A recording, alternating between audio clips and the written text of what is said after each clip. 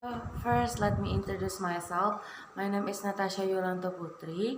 My registration numbers is 21 30 20 20 10 78. I currently study at University of Palangkaraya, majoring in English Education Departments. So, what is my purpose in this video? My purpose in this video is to explain or retells about one of the chapters from intensive course speakings, and I choose to explain about recreational activity. So, what is recreational activity?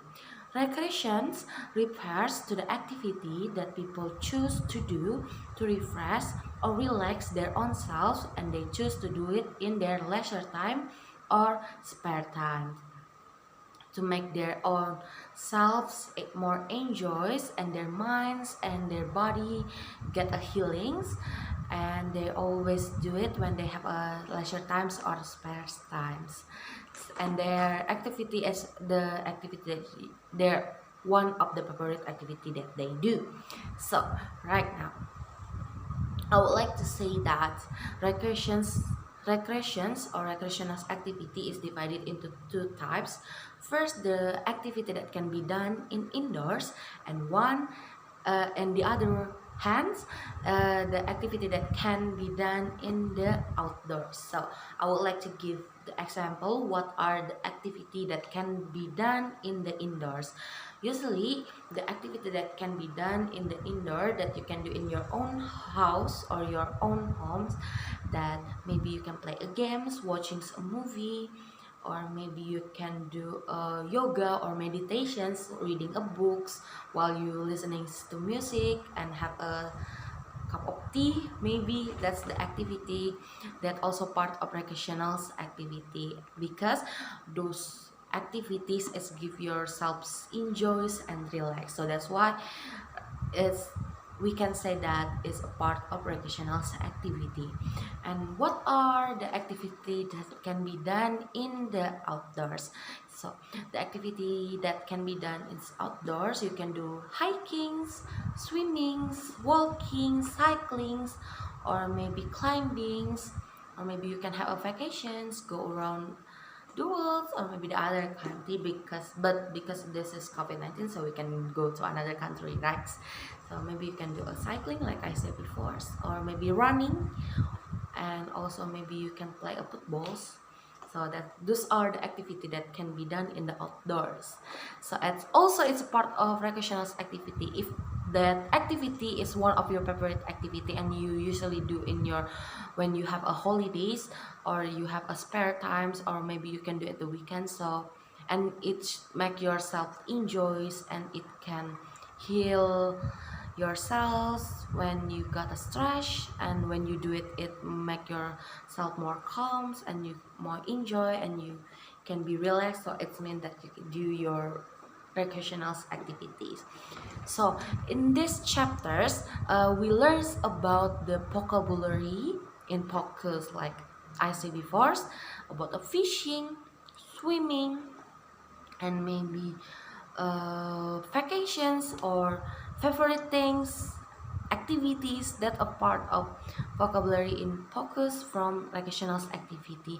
And also we learn about the pronunciations that use J for the example, like generation, so generations, and also just or maybe jumping. That's pronunciations that we use, like j, or and also we learn about the case structures. So what we learn about the grammars in these chapters, we learn about gerunds and infinitives. So what is a gerund? So gerund is a verb that use ing after that. For example, jump, if we change it into gerund, so it means jumping, so we add ing. So what is the functions of gerunds? Gerunds is change from verb to noun, and you can move it, you can use it as a subjects. For example, I choose swim, and I change it to gerunds, like swim into swimming, and I make it into the subjects. Swimming is my favorite hobbies.